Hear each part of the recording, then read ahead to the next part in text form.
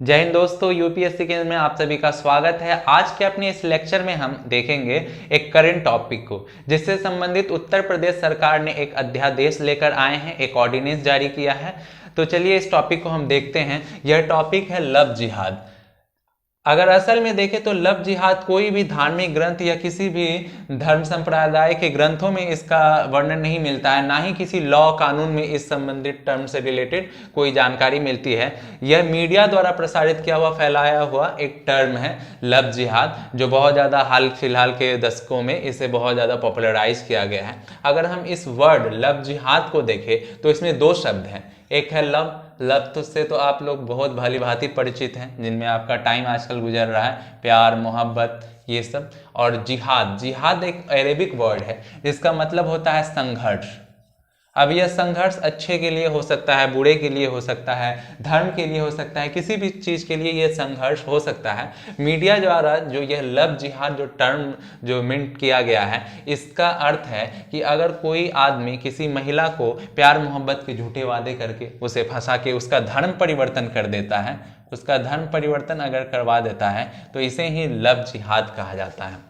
इसी को रोकने के लिए उत्तर प्रदेश सरकार एक ऑर्डिनेंस, एक अध्यादेश लेकर आई है, जिसका नाम है उत्तर प्रदेश विधि विरुद्ध धर्म संपरिवर्तन प्रतिषेध अध्यादेश। अध्यादेश वह होता है अगर दोनों सत्र में से, जैसे अगर केंद्र है, सेंटर है, तो उसमें राज्यसभा और लोकसभा दोनों सदनों में से कोई एक सदन स्थगित है, या फिर दोनों ही सदन स्थगित है, दोनों ही सदन सत्र में नहीं है, तो फिर ऐसे में राष्ट्रपति जो है, प्रेसिडेंट जो है, वह मंत्रिमंडल के सलाह पे कोई कानून पारित करते हैं, अध्यादेश जारी करते हैं। वह बिल्कुल कानून के तरह ही होता है। लेकिन जैसे ही अगर दोनों ही सत्र सत्र में आ जाते हैं, तो इसे 6 वीक के अंदर अंदर इस पे अध्यादेश पे रूल पारित करना होता है, लॉ पारित करना रहता है, या फिर इसे स्थगित करना होता है, या नहीं तो ये अपने आप स्थगित हो जाता है।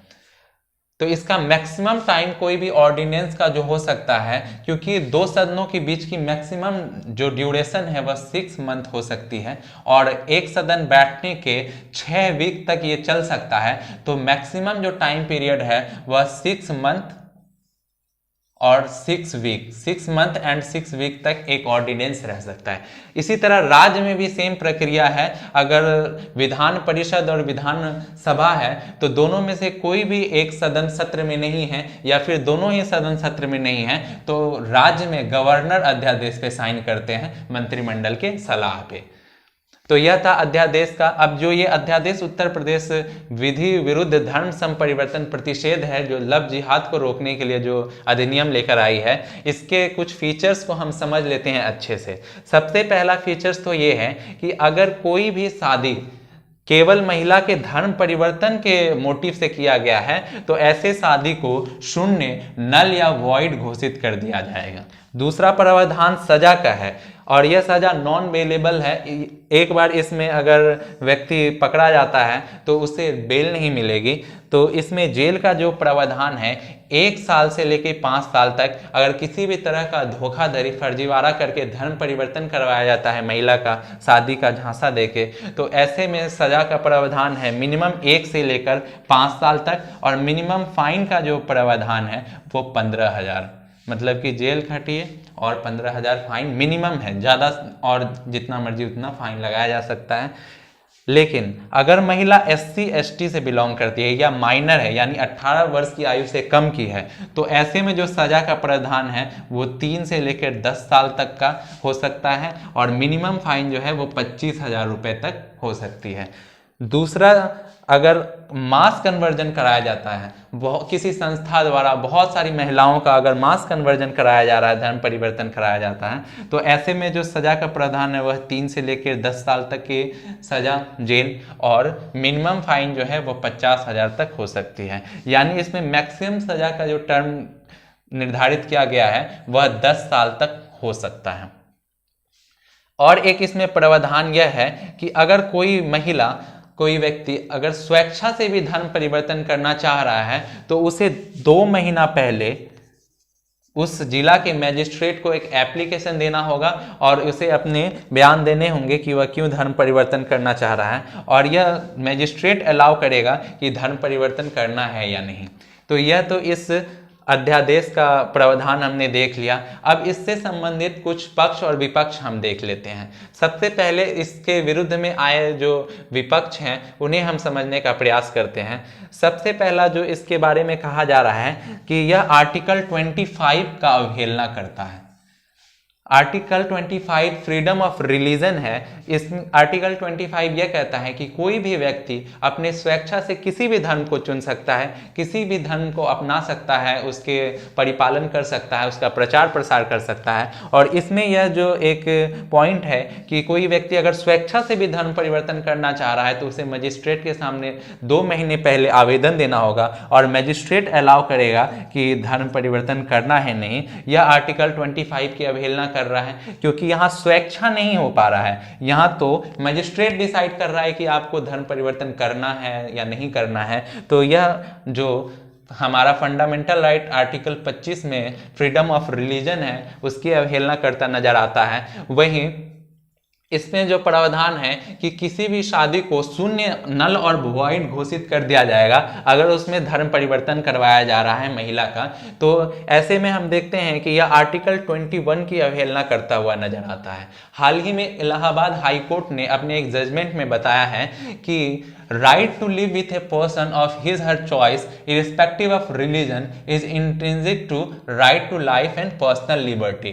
right to life और personal liberty आर्टिकल 21 में आता है। मतलब कि कोई व्यक्ति किसी के साथ रहना चाहता है, किसके साथ रहना चाहता है, वह किस धर्म का है, किस जाति का है, ये सारे मामले जो हैं व्यक्ति के पर्सनल लिबर्टी से राइट टू लाइफ और पर्सनल लिबर्टी के अंतर्गत आते हैं। राज्य का इसमें हस्तक्षेप नहीं होना चाहिए। यह इलाहाबाद हाई कोर्ट का जजमेंट है।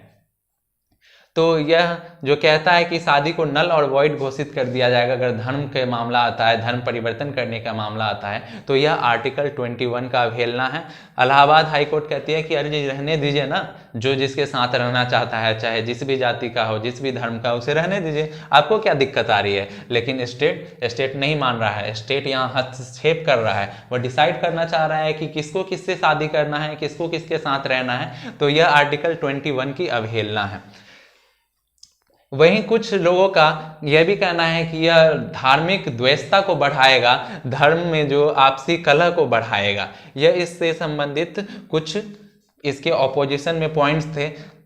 इसके पक्ष में भी कुछ पॉइंट्स है, उसे भी हम देख लेते हैं। सरकार का कहना है कि राज्य में यह धोखाधड़ी, शादी के नाम पे धर्म परिवर्तन करवाना, धोखा देना और मानसिक और शारीरिक उत्पीड़न करना महिलाओं का, यह मामले काफ़ी बढ़ते जा रहे हैं। करीब 100 से ज़्यादा ऐसे लव जिहाद वाले मामले संज्ञान में लिए गए हैं। तो इसको रोकने के लिए और महिलाओं को उनका हक दिलाने के लिए, उनकी सुरक्षा के लिए इस तरह के कानून की सख्त आवश्यकता है। दूसरा इनका कहना यह है कि इससे धार्मिक सौहार्दता बिगड़ने की कोई बात ही नहीं है, क्योंकि इसमें किसी धर्म विशेष की जिक्र नहीं की गई है। अगर हिंदू हो या मुस्लिम हो, कोई भी जात, कोई भी धर्म, अगर कोई भी धर्म का व्यक्ति किसी दूसरी महिला का धर्म परिवर्तन करा रहा है, चाहे वह हिंदू ही हो, चाहे वह मुस्लिम हो, सिख हो, ईसाई हो, कोई भी हो, उस पर यह अध्यादेश, उस पर यह कानून लागू होता है। तो इसमें हिंदू मुस्लिम इसकी बात ही नहीं आती है, क्योंकि यह सबके लिए समान कानून है।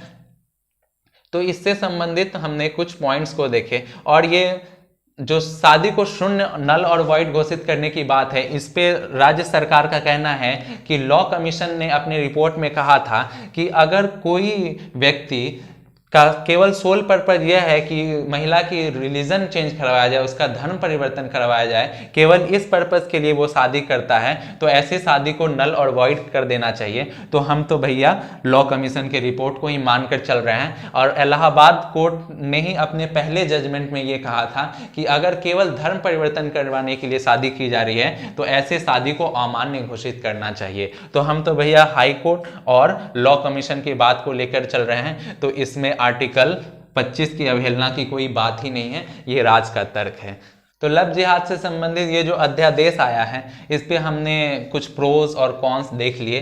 अब आप लोग कमेंट सेक्शन में बताइए कि आपको इस अध्यादेश के बारे में क्या सोचना है, क्या ये सही है या नहीं, किसी व्यक्ति को किसके साथ विवाह करना है किसके साथ नहीं, धर्म की मान्यता को लेकर स्टेट का इंटरफेरेंस कहाँ तक जायज़ है, इन सब विषय में आपका क्या सोचना है कमेंट सेक्शन में लिख कर बताएं।